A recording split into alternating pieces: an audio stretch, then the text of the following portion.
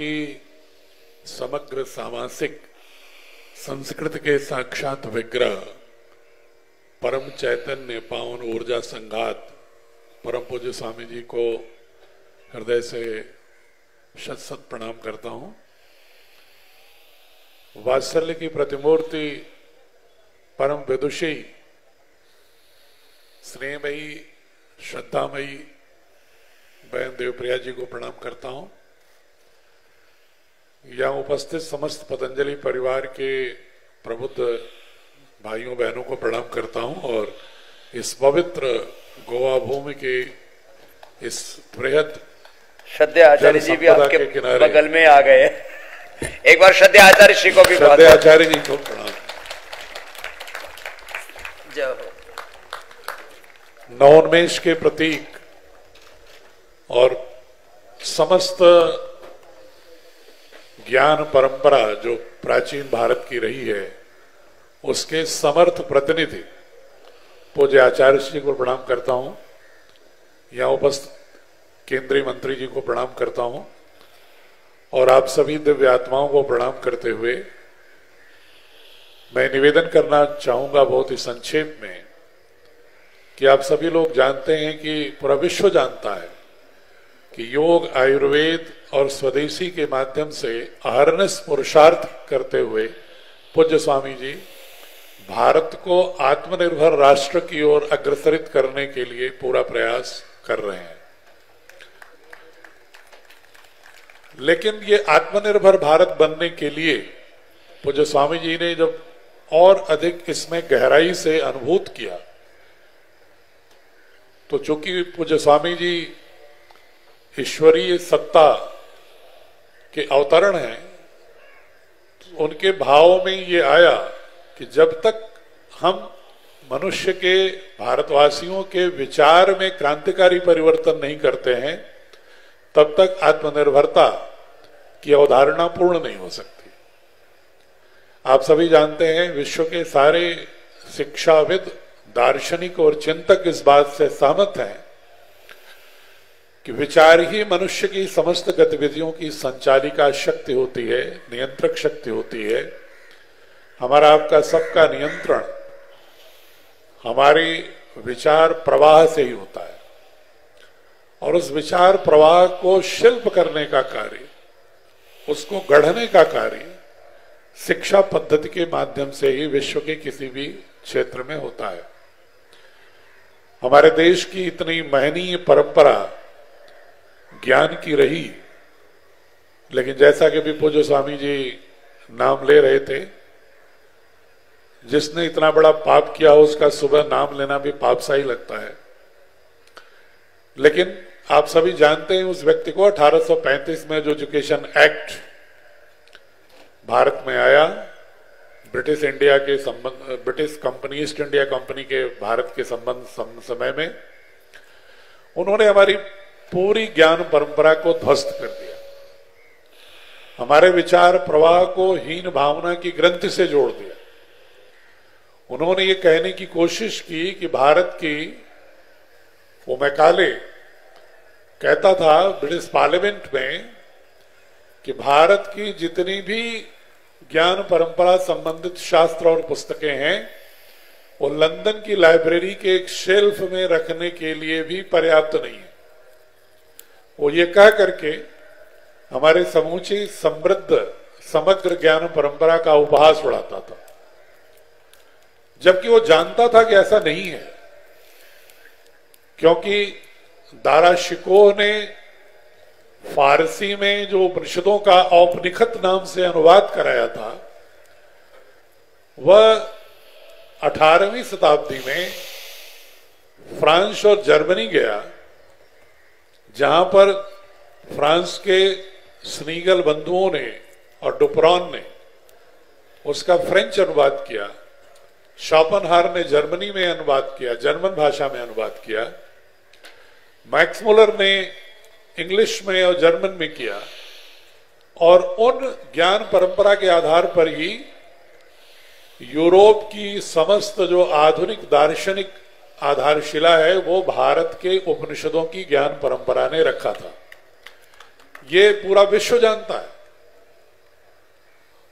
और इसीलिए अमेरिका का एक बहुत बड़ा फिलोसोफर जो एजुकेशनिस्ट भी है, दार्शनिक भी है, चिंतक भी है, वो 20वीं सदी में कहता है, विल डुराम, कि संस्कृत हमारे समस्त विश्व की भाषाओं की जननी है। भारत की भूमि हमारे समस्त सांस्कृतिक समृद्धि पूरे विश्व की जो है उसकी जननी है। और उन्होंने ये भी कहा कि वैदिक मूल्य और बुद्ध की करुणा का भाव ही ईसाइयत को करुणा की ओर प्रेरित करने का मार्ग प्रशस्त किया। उन्होंने ये भी कहा कि जो वेदों में सभा, समितियों और राष्ट्र के नाम पर लोकतांत्रिक समुदाय के माध्यम से निर्णय लेने की प्रक्रिया का प्रारंभ हजारों वर्ष पूर्व भारत की भूमि पर हुआ था, उसी से यूरोप में लोकतंत्र की अवधारणा भी आई। तो जहां पर जो वहां के अच्छे दार्शनिक थे, चिंतक थे, जिनकी मंशा भारत को उपनिवेश बनाने की नहीं थी, बल्कि भारत की ज्ञान परंपरा से सीखकर अपने को समृद्ध और सक्षम बनाने, दक्ष बनाने की और भारत की संस्कृति से विश्व संस्कृति का मार्ग प्रशस्त करने की जिनके मन में संकल्पना थी, उस समस्त विश्व के समस्त देशों के अच्छे दार्शनिकों ने हमेशा भारत की सांस्कृतिक समृद्धि की प्रशंसा की है, यहाँ की भाषाई विविधता और दक्षता की प्रशंसा की है, यहाँ के सामाजिक सांस्कृतिक मूल्यों की प्रशंसा की है। लेकिन अंग्रेज ये चाहते थे कि स्वतंत्रता के बाद भी हमारा देश उनका एक सांस्कृतिक उपनिवेश बने, ताकि आर्थिक उपभोक्ता हम बने रहें और हम उनके विचारों के भी इंपोर्टर, आयातक बने रहें, जिससे कि हमारे मन में हमेशा हीन भावना की ग्रंथि और यूरोपीय मूल्यों और विश्वासों के प्रति मानवीयता का भाव रहे। इसके लिए उन्होंने 1835 में एजुकेशन एक्ट ला करके एक नौकरी परक शिक्षा की बुनियाद रखी, जिसमें भारत के इतिहास को इस तरह से प्रस्तुत किया गया कि जैसे भारत एक पराजित राष्ट्र रहा है, कमजोर राष्ट्र रहा है, जादू टोनों का देश रहा है, अंधविश्वासों का देश रहा है, विज्ञान से पूर्णतः परे रहा है, अवैज्ञानिक अवधारणाओं पर रहा है, जहां पर तर्क को कोई स्थान नहीं रहा है। यह भ्रामक बातें हमारे भारतीय युवा मन में परोसते हुए ये कहने की कोशिश किया, जिससे कि भारत का युवा यूरोप की ओर देखने लगे, लुक वेस्ट की फिलॉसफी की ओर बढ़ जाए और अपनी जड़ों से कट जाए। ये उनकी साजिश थी।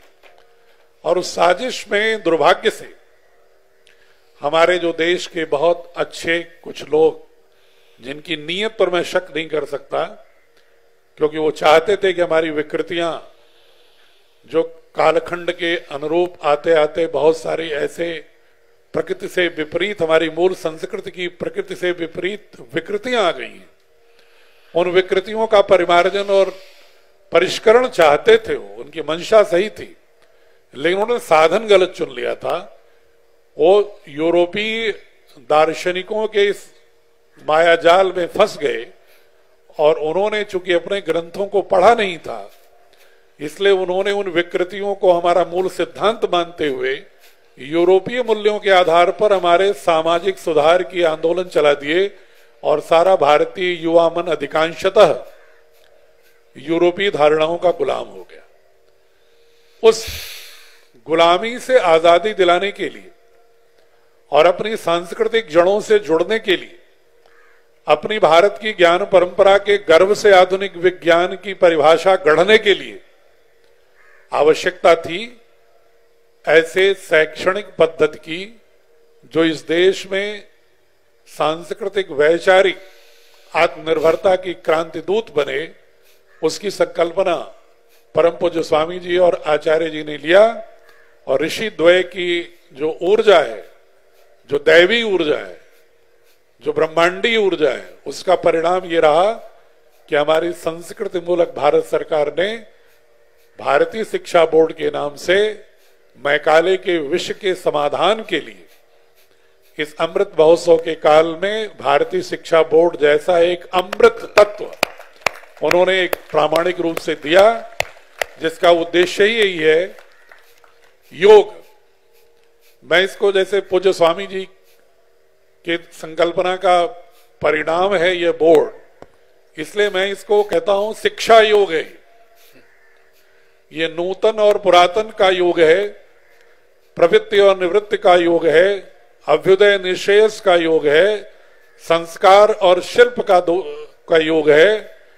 यह योग समूचे वैश्विक संस्कृतियों का योग है, समस्त विचारधाराओं के मूल निकष का योग है। यह भारत की समस्त दार्शनिक विचारधाराओं से उपजे हुए मूल्यों का योग है और उस समस्त मूल्य प्रणाली को, मूल्य जिसको हम स्वामी जी बार बार सनातन सत्य कहते हैं, वह सनातन सत्य हमारे समस्त भारतीय दार्शनिक परंपराओं के सार्वभौमिक सत्यों का समुच्चय, set of eternal values across the Indian philosophies. इसलिए हमने भारतीय शिक्षा बोर्ड में आधुनिक ज्ञान विज्ञान को पूर्णतः जो पूरे विश्व की किसी भी शिक्षा व्यवस्था में उत्कृष्टतम हो सकती है, वह अपने कैरिकुलम में, शिक्षण पद्धति में, मूल्यांकन पद्धति में रखा है।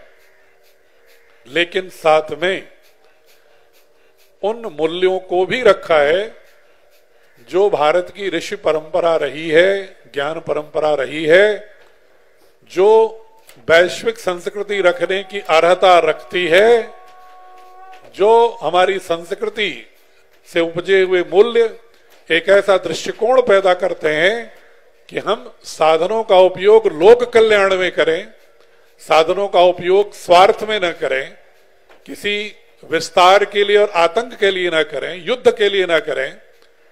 बहुत सारे लोग कहते हैं कि आप भारतीय दृष्टिकोण कैसे व्याख्यायित करोगे।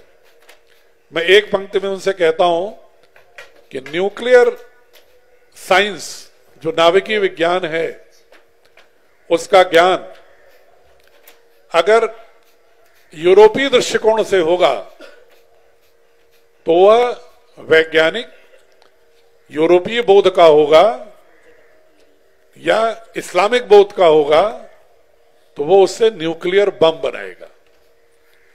और जो भारतीय प्रज्ञा, रितंबरा प्रज्ञा से युक्त युवक होगा वैज्ञानिक, वो नाभिकीय विज्ञान का उपयोग न्यूक्लियर रिएक्टर के माध्यम से नाभिकीय ऊर्जा वैकल्पिक रूप से बनाने का काम करेगा। यही मौलिक अंतर है। हम करुणा की बात करते हैं, हम एकत्व की बात करते हैं, आत्मोत सर्वभूतेश की बात करते हैं, यत्र सर्वाणि भद्राणि आत्मनेव अनुपश्यति की बात करते हैं, ईशावास्यवेदम सर्वम यत् किंचित जगत्याम जगत की बात करते हैं, तेन तक तेन भुंजिता की बात करते हैं, हम त्याग पूर्वक भोग की बात करते हैं, न्यूनतम आवश्यक जो हमारी जिजीविषा के लिए है उतने ही प्रकृति से हम उपभोग की बात करते हैं। और जो पाश्चात्य दृष्टिकोण है या जिसको हम आधुनिक दृष्टिकोण के रूप में लेते हैं भ्रमवश, वह आधुनिक दृष्टिकोण हमें संसाधनों का, प्रकृति को दासी मान करके, भोग्या मान करके एक बहुत ही उपभोग, भोग की संस्कृति का विकास करती है। हम योग की संस्कृति के लोग हैं, अध्यात्म की संस्कृति के लोग हैं, अभ्युदय निश्रेयस के समन्वय के धारणा के लोग हैं। यह भारतीय दृष्टिकोण हम लाएंगे। एक बहुत संक्षेप में मैं मूल्यों की बात करूं। बहुत सारे लोग ये कहते हैं कि मूल्यों की बात तो हर बोर्ड की पुस्तकों में होती है, हर ज्ञान परंपरा में होती है।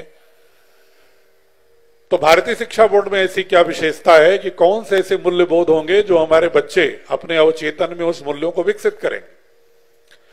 तो बहुत संक्षेप में मैं बता दूं कि चाहे हम वैदिक मूल्यों को देखें, चाहे उपनिषदों की धारणाओं में से उपजे हुए मूल्यों को देखें, चाहे भगवान बुद्ध के 4 आर्य सत्य, सर्व दुखम, दुख कारणम निवारणम और अष्टांग योग की बात करें, सम्यक संकल्प, सम्यक दृष्टि, सम्यक वाणी, सम्यक कर्म, सम्यक आजीविका, सम्यक स्मृति, सम्यक समाधि की जब हम बात करते हैं, या जैन धर्म के पंच महाव्रत की बात करते हैं, सत्य, हिंसा, परिग्रह, ब्रह्मचर्य, आस्थे, या पतंजलि के यम नियम की बात करते हैं,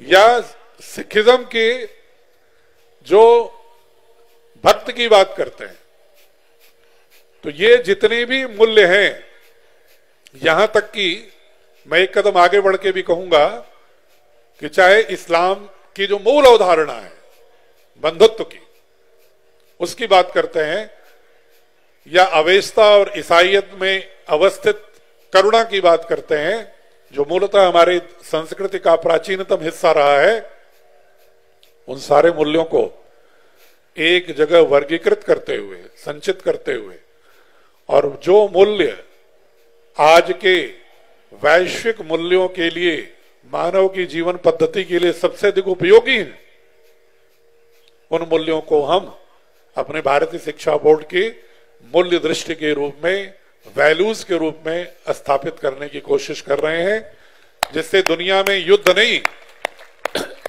बुद्ध का विश्व हो।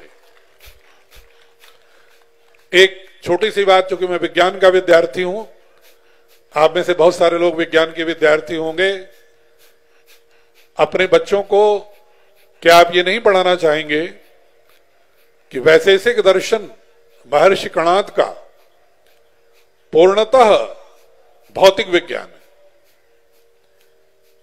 न्याय दर्शन पूर्णतः तर्क की पद्धति का एक बिल्कुल अन्यतम उदाहरण है? क्या आप ये नहीं पढ़ाना चाहेंगे कि भारत से शून्य अलजबरा की जो अवधारणा है वो अरब के माध्यम से यूरोप गई? क्या आप नहीं बताना चाहेंगे कि आपकी प्राचीन गणित पद्धति जो है, जो हम आधुनिक गणित पद्धति पाइथागोरस से शुरू करते हैं, इसके लिए बौधायन, कात्यायन, मानव के वैदिक प्रमेय और वेदानुकूल शास्त्रों पर आधारित मनोरंजक और आनंदमय ढंग से गणित सीखने की पद्धति आर्यभट्टीय, ब्रह्मस्फुट सिद्धांत, सूर्य सिद्धांत, नारायण पंडित, ब्रह्मगुप्त, वरामहिर को हम क्या बच्चों को नहीं बताना चाहेंगे? क्या हम केमिस्ट्री पढ़ाते समय नागार्जुन के रस रत्नाकर को नहीं पढ़ाना चाहेंगे? क्या हम चिकित्सा शास्त्र या बायोलॉजी पढ़ाते समय महर्षि सुश्रुत, चरक को नहीं पढ़ाना चाहेंगे? पढ़ाना चाहेंगे कि नहीं पढ़ाना चाहेंगे? जरा तेज आवाज में बोलिए। पढ़ाना चाहेंगे। क्या आप कृषि पद्धति को पढ़ते समय ऋषि पाराशर की कृषि संहिता को नहीं पढ़ाना चाहेंगे? क्या आप पाराशर ऋषि के वृक्ष आयुर्वेद को नहीं पढ़ाना चाहेंगे? क्या आप ये नहीं पढ़ाना चाहेंगे कि जो हमारा खगोल विज्ञान है, एस्ट्रोफिजिक्स, उसकी नींव ऋग्वेद के तमाम 7वें और 10वें मंडल के तमाम मंत्रों में है? क्या ये नहीं पढ़ाना चाहेंगे कि यूरोप 16वीं शताब्दी में जानता है, जिसको हम आधुनिक विज्ञान का प्रणेता कहते हैं, वह 16वीं 17वीं शताब्दी में जानता है गुरुत्वाकर्षण का सिद्धांत, गति का नियम, और वह जानता है 16वीं 17वीं शताब्दी में आकर कि ये सूर्य पृथ्वी के चारों ओर नहीं घूमता, बल्कि पृथ्वी सूर्य के चारों ओर घूमती है। ये कोपरनिकस की हिम्मत उस समय अपने धार्मिक मान्यताओं के आधार पर पड़ी नहीं थी कि मृत्युदंड मिल जाएगा, लेकिन यह अवधारणा हजारों वर्ष पूर्व हमारे ऋग्वेद की मंत्रों में है कि पृथ्वी सूर्य के चारों ओर घूमती है, पृथ्वी से बहुत बड़ा सूर्य है, पृथ्वी अपनी कक्षा में घूमती है। इसके तमाम मंत्र ऋग्वेद के 7वें मंडल 3रे मंडल में हैं। क्या हम ये नहीं पढ़ाना चाहेंगे कि अथर्ववेद में अभितत्व, क्लोरोफिल की चर्चा है, ऋषि पाराशर के वृक्ष आयुर्वेद में फोटोसिंथेसिस की चर्चा है, मौसम विज्ञान विभाग की चर्चा है, नौकायन की चर्चा है, ऋषि भारद्वाज के यंत्र सर्वस्व में 108 यंत्रों की चर्चा है, जिसमें वैमानिक शास्त्र की चर्चा है और विमान के साथ आकाश में वायु पथों की चर्चा है। ये तमाम ग्रंथ जो अनगिनत हैं, कई दिन लग जाएगा और उन ग्रंथों की चर्चा करने लगे। क्या हम ये नहीं बताना चाहेंगे कि पूज्य आचार्य जी जो 8000 औषधियों वनस्पतियों की चर्चा करते हुए नए ग्रंथ ला रहे हैं, ये भारत के ही पुरोधाओं और ज्ञान मनीषियों के द्वारा प्रदत्त ज्ञान है, जो पाश्चात्य के लोग उन औषधियों को नहीं ढूंढ पाए, उन औषधियों को आचार्य जी ढूंढ रहे हैं। क्या हम उन्हें नहीं बताना चाहेंगे? क्या हम ये नहीं बताना चाहेंगे कि पूज्य स्वामी जी द्वारा जो एलोपैथ न्यूटन के क्लासिकल फिजिक्स पर आधारित है, और वो आधुनिक विज्ञान भी आज क्वांटम फिजिक्स की ओर बढ़ गया, लेकिन एलोपैथी की जो पद्धति है अभी क्वांटम फिजिक्स के आधारित, एनर्जी पाथवे पर आधारित कोई भी उपचार की पद्धति विकसित नहीं कर पाई, जिसको भारतीय ज्ञान परंपरा के आधार पर पूज्य स्वामी जी और आचार्य जी ने पतंजलि रिसर्च इंस्टीट्यूट के माध्यम से और योग के प्रयोगों और अनुभूतियों और प्रेक्षण के माध्यम से संसार में आरोग्य का एक नया मार्ग प्रशस्त किया है। क्या इनको हम बच्चों को इस ज्ञान परंपरा को नहीं देना चाहेंगे? तो भारतीय शिक्षा बोर्ड इन्हीं ज्ञान परंपराओं और आधुनिक जो ज्ञान विज्ञान, आधुनिकतम ज्ञान विज्ञान जो है, उस शिल्प से जोड़ते हुए एक नई क्रांतिकारी शिक्षा पद्धति का नाम है, जो बच्चों को मूल्य आधारित शिक्षा देगी। एक मैं पूज्य स्वामी जी बस 1 मिनट और समय लूंगा। आप परसों महाशिवरात्रि मना रहे थे, उसमें बार बार कैलाश खेर कोशिश कर रहे थे नटराज नृत्य करते हुए गीत गाने का। आप जानते हैं कि नटराज नृत्य के माध्यम से हमारे ऋषि लोग, हमारे विद्वान लोग एक तरह से हमें वह सिद्धांत बताना चाह रहे थे ब्रह्मांडीय सृष्टि के विषय में, जो आज 20वीं शताब्दी के उत्तरार्ध और 21वीं शताब्दी के पूर्वार्ध में पाश्चात्य के तमाम मनीषी वैज्ञानिक क्वांटम फिजिक्स के आधार पर कहने की कोशिश कर रहे हैं। मैं छोटा सा बता रहा हूं, नटराज नृत्य में एक हाथ में होता है डमरू, एक हाथ में होता है त्रिशूल, और एक पैर नृत्य करता हुआ, एक पैर थोड़ा ऐसे उठा हुआ और हाथ ऐसे इशारा करता हुआ। इसको पाश्चात्य वैज्ञानिकों ने माना कि नटराज नृत्य तो क्वांटम फिजिक्स को बता रहा है। आज का सिद्धांत विज्ञान ये कहता है कि ब्रह्मांड का प्रत्येक कण 2 विपरीत ध्रुवों के मध्य नृत्य करती हुई ऊर्जा है, जो सतत गतिशील है, ever dynamic, ever progressive. Every particle in the cosmos is an oscillating wave between 2 poles, ever dynamic, ever progressive, घूमता रहता है। लेकिन नटराज नृत्य क्या कहता है? डमरू का अर्थ हो गया क्रिएशन, सर्जना। त्रिशूल क्या सिंबलाइज करता है? डिस्ट्रक्शन। तो सर्जना और विध्वंस, 2 विपरीत ध्रुव, उनके मध्य में नृत्य करती ऊर्जा, और एक हाथ इशारा करता हुआ कि संसार निरंतरता, सनातनता का नाम है। इसलिए जो तुम्हारी नृत्य करती ऊर्जा है 2 विपरीत ध्रुवों के मध्य में, यह निरंतर गतिशील होनी चाहिए। और अगली फिलॉसफी क्या देता है कि एक पैर के नीचे डेमन है, एक हाथ ऐसे इशारा करता है कि राइज अबव ओवर माया। जो ये माया है, जो नेगेटिव फोर्सेस हैं, इनसे ऊपर उठने की कोशिश करो, निरंतर गतिशील होते हुए, और दोनों विपरीत ध्रुवों की यथार्थता को स्वीकार्यता देते हुए। यह है नटराज नृत्य का अर्थ, जो वैज्ञानिक अर्थ है उसका। तो हमारे ऋषियों की इसी तरह की जितने भी प्रतीक हैं, जितने भी पौराणिक प्रतीक हैं, जितने भी कर्मकांडीय प्रतीक हैं, उन प्रतीकों में हिडन साइंस है, विज्ञान है। लेकिन उस विज्ञान को उद्घाटित करने के लिए विद्वानों की आवश्यकता है। ऐसे ही विद्वानों के अंदर जिज्ञासा पैदा करते हुए शोध की प्रवृत्ति और प्राचीन ज्ञान परंपरा और आधुनिक ज्ञान को समन्वित करते हुए वैश्विक नेतृत्व की दक्षता पैदा करने वाले बच्चों का नाम है भारतीय शिक्षा बोर्ड। और उसके माध्यम से हम इसको लाएंगे, पूज्य स्वामी जी के स्वप्न को साकार करने की कोशिश करेंगे। बाकी और जो विशेषताएं हैं, जो शिक्षकों की परीक्षाएं होंगी दोपहर में या शाम को जो वार्ताएं हमारी होंगी, उसमें हम विस्तार से रखेंगे। मैं पुनः जो हमारे ऋषि द्वय हैं, अभी हमारे मध्य में एक और आध्यात्मिक ऊर्जा आदरणीय परम पूज्य ब्रह्मेशानंद जी की उपस्थिति भी हमारे मध्य हुई है और भारतीय शिक्षा बोर्ड के चर्चा के विमर्श के मध्य में हुई है।